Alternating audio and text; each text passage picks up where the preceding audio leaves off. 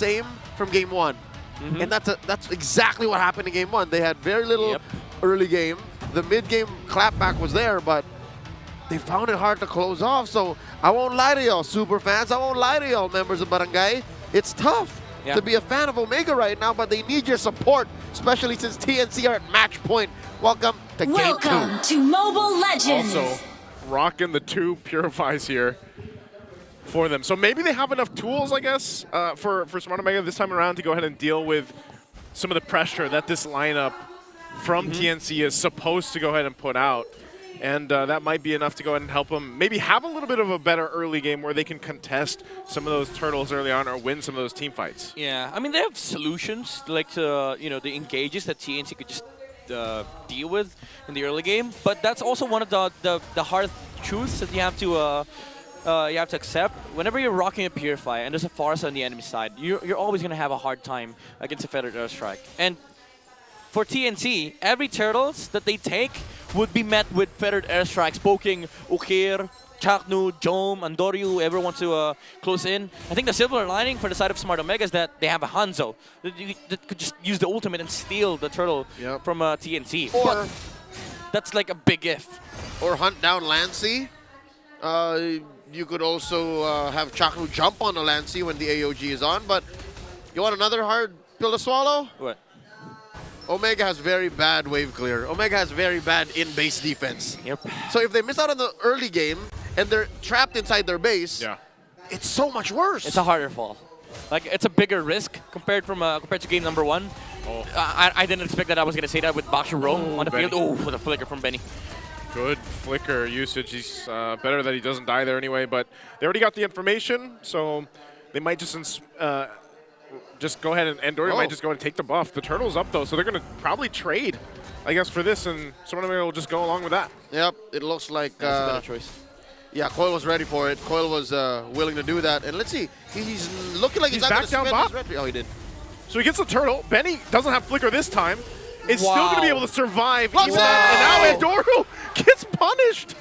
TNC gets everything out of that. I'm surprised Benny QD, even without the flicker, survived. Yeah, I don't know how he was able to get out of the Hanzo's reach, especially under the slow from Jom.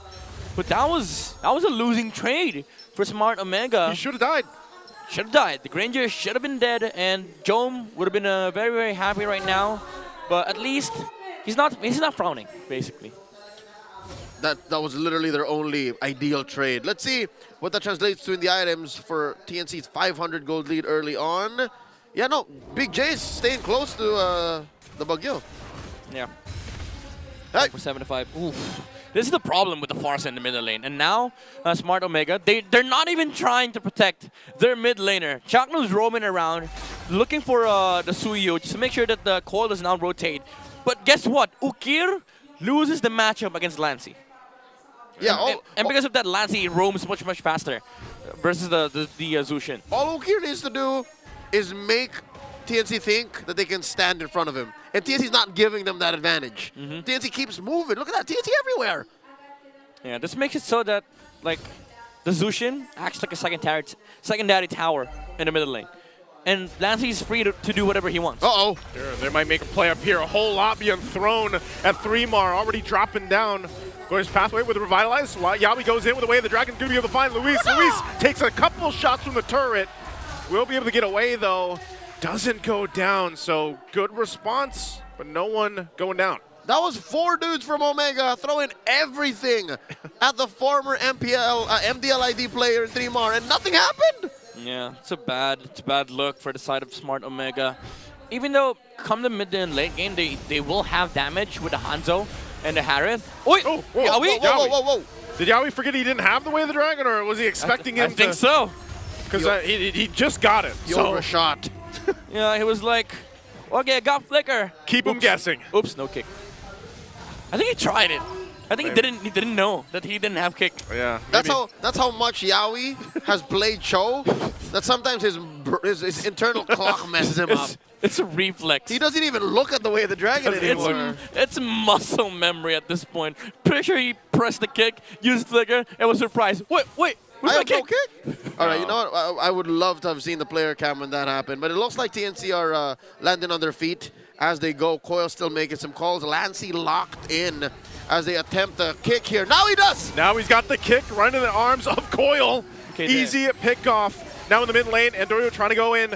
Coil's waiting patiently for him to go back, so Yawi's going to be gone. Coil waits, goes in with a cleanup. Will Soul Sever gets the double kill.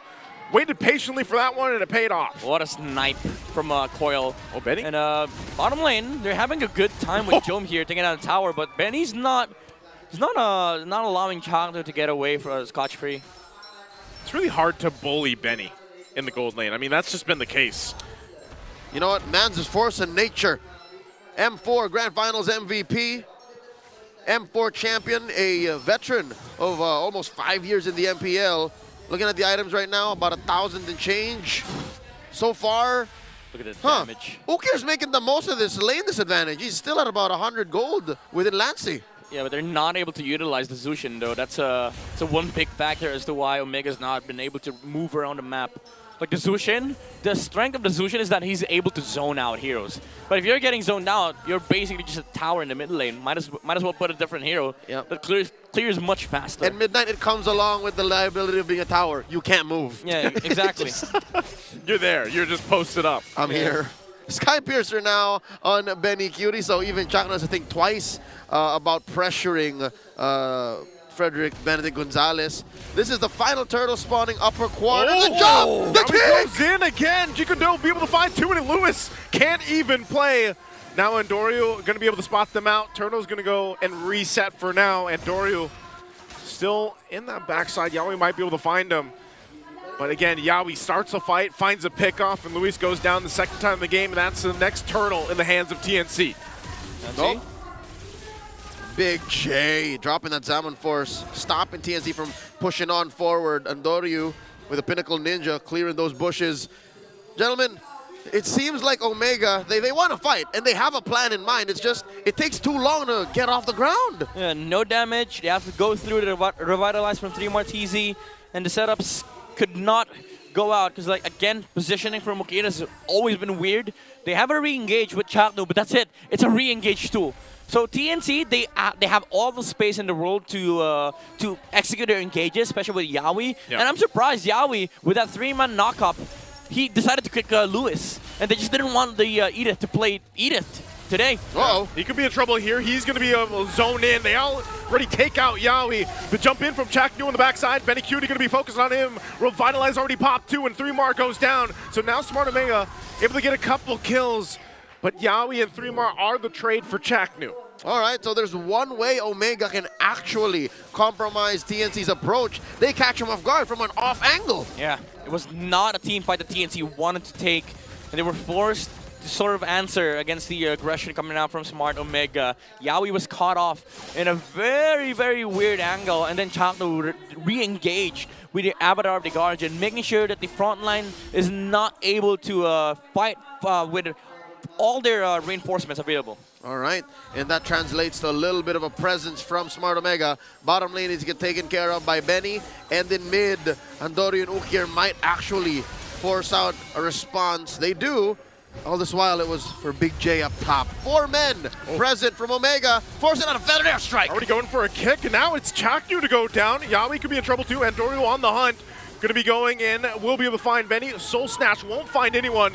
Now the re-engage. They're still going to be going. 3 Mar gets the call. Coil's there to help him out. And Benny Cutie firing off from the back. Ukir's going to be the next target as he comes in. And Benny gets a double. So TNC fights back. Dude, Coil has been great in this series. Oh, Yawi. Yawi should. Oh, the stun! Oh, and he keeps him, and now they collapse down under the turret. Good stun there. Coming out from Lancey. Midnight, you were talking about Coil. Yeah, Coil has been amazing in the series. He's always standing in the back line. He's letting Andorio do the hands-off thing, but he's always charging out the blade surge in the front lines. Andorio on Lancey. Soul Snatch has the damage. We'll be able to find Lancey.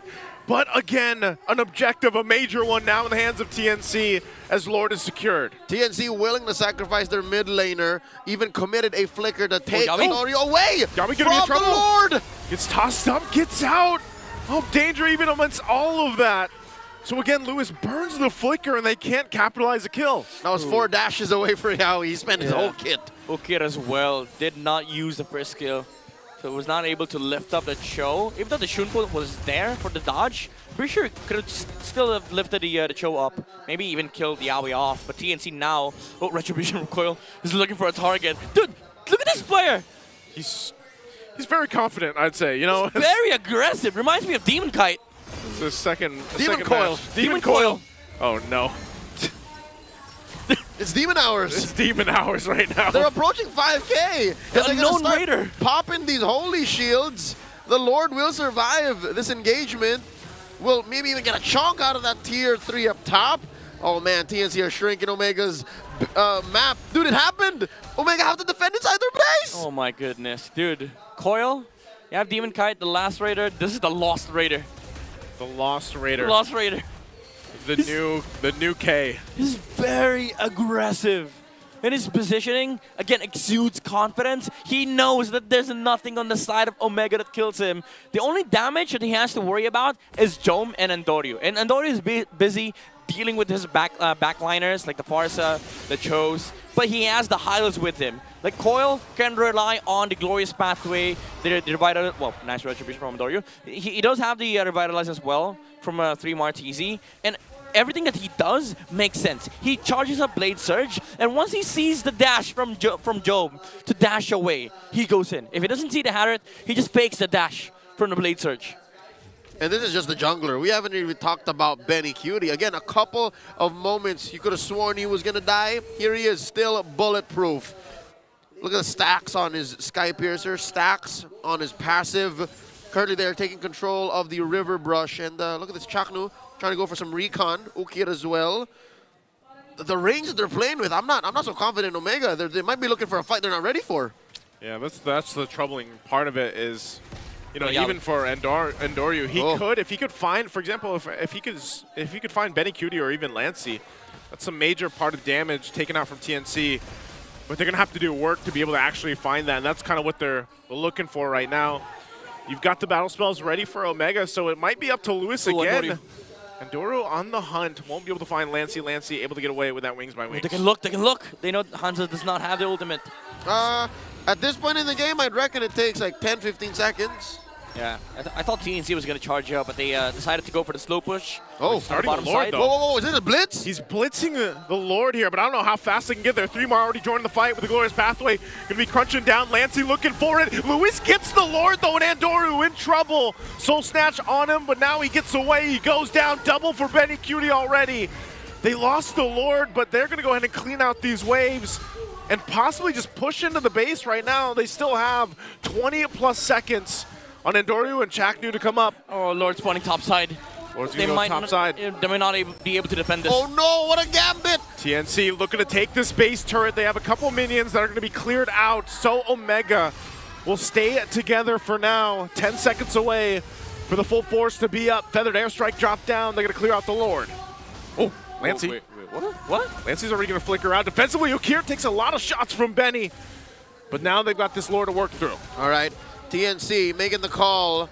We'll take care of the Lord first, and then the rest follow. Coil pushing down bottom. I wonder what Omega's thinking, because you look at the map, you want to be aggressive, you have a Lord, but just the same, it's recovery mode. Your main artery in mid has been penetrated. You can't just be going around the map like this. To be fair, at least TNC did not get the Lord. And that was a good punish from Omega. Seeing Suyu was busy doing the slow push first. So Andoryu went straight ahead, ran straight to the Lord, and then decided to just burst the Lord, take the Lord away from TNC. At least you get to the later game. It didn't cost them much too. I mean, 2 bodies, sure, but they're not dead yet. Yeah. There is a fat wave down bottom that they have to take care of, but, you know, you win some, you lose some, and they didn't have to lose the turret. So Smart Omega still breathing. At this point, you got to wonder, what is Omega timers? Are we looking at a late game power spike here? Can they make a comeback through that? I'd say there's a chance, especially with the Harith and the Hanzo. Like, these 2 heroes are incredibly powerful in the late game. Their damage is something that you shouldn't underestimate. Like for TNC, Lancey, Benny Cutie, these 2 targets are primarily the targets of Andoryu here. But even then, you have to be worried about just the Suyu standing in the front lines. Because Okir, Chakno, and Luis has not been able to handle Coil for the past, like, what, 6 to 8 minutes. And Coil is a threat regardless of whether he's fighting dudes or minions. He can literally just leave a chubby wave and then be a part of the fight 5 seconds later. So that's what he's been doing down bottom. Look at that. A lot of work that Jome and Andorio have to get to. And sure, these are extra gold XPs, but TNC understand that Omega's going to get him anyways. Yeah, this is also just a very kind of good look that we see from TNC where they're really just playing the disciplined game. They did this in game 1 too, even when they had a lead, and now they have a relatively bigger lead than what we saw in the previous one. Whoa. Yawi's going to use that conceal. Not sure if he's going to be able to catch Okir. He doesn't. So Glorious Pathway going to be dropped down too.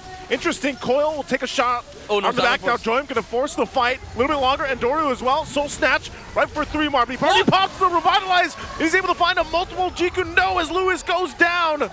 And once again, Yawi able to pull something from the tricks and the hats here. And Chaknu goes down as well. 2 down with Lord up. That's TNC's green light for the Lord.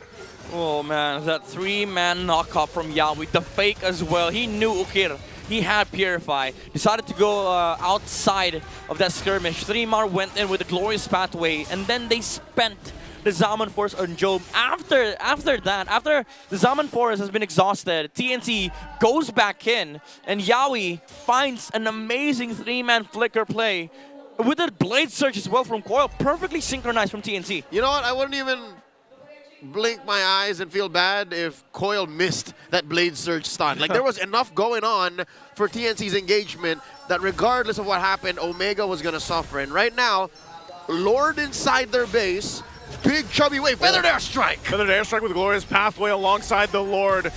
They might be able to still defend this. So Andorio's going to jump in onto the backside. He's going to be able to find Benny, but Benny's still alive, burning the flicker. And now Yawi could be in trouble. Holding up the front side, has an immortality, finally going to be popped. The rest of the team's going to follow on through. Okir's going to fall, and Benny will shoot off from the backside. Already getting a double. Pops immortality from Chaknu, gets the triple, and now they march into the base. And Doru will try to do his best to keep them at bay as Yawi falls, but the base is worked on, and TNC comes through with a sweep. Midnight, say the line. That's it, ladies and gentlemen. It's a sweep for TNC. Amazing performance from the Phoenix Army. Another L for Smart Omega, despite their bravery and courage. Their